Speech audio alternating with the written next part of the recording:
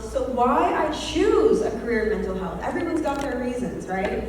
These are my top three. So number one is creating formidable new foundations of change, right? So we're working with different groups of people who are dealing with different types of trauma. Kini talked about intergenerational trauma earlier this morning, and making sure that when I have my role of advocacy in my clinical practice, it's long-standing and it makes an effect on everyone's lives, like a snowball, a positive snowball rippling effect, which we'll get into later.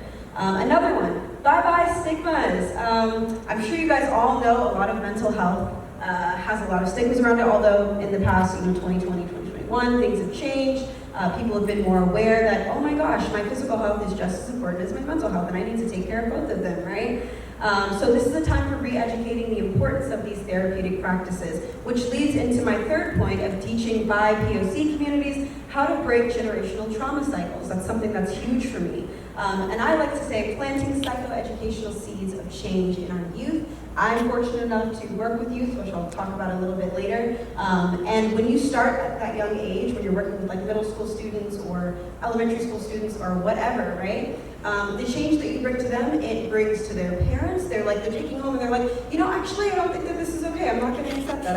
I'm gonna change my behavior. Or I'm not gonna be hitting my friends when I'm angry with them, right? Just because I've been hit when someone was angry with me. So that changes with families, it changes with friends, changes their whole worldview. Okay.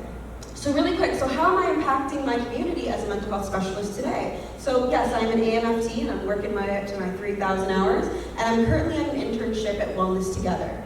Through this internship, I have the benefit of working with at-risk kids in an underserved district in the Bay Area. They're actually all over California. I think they spread out to New York, but it's really awesome that I get to use the things that I learned in grad school, like cognitive behavioral therapy and talk therapy, bless you, talk therapy, trauma-informed care, right? All of that stuff is really good. Also serving families by breaking these negative, we talked about intergenerational trauma, right? I utilize my family engagement sessions. So we all get together as a group, and even though it's not family therapy, we're still together, and I'm like, hey, why don't we try positive reinforcement when your child is doing this instead of hitting them, or instead of calling them dumb, or saying something negative that can truly impact the way that they see themselves, right?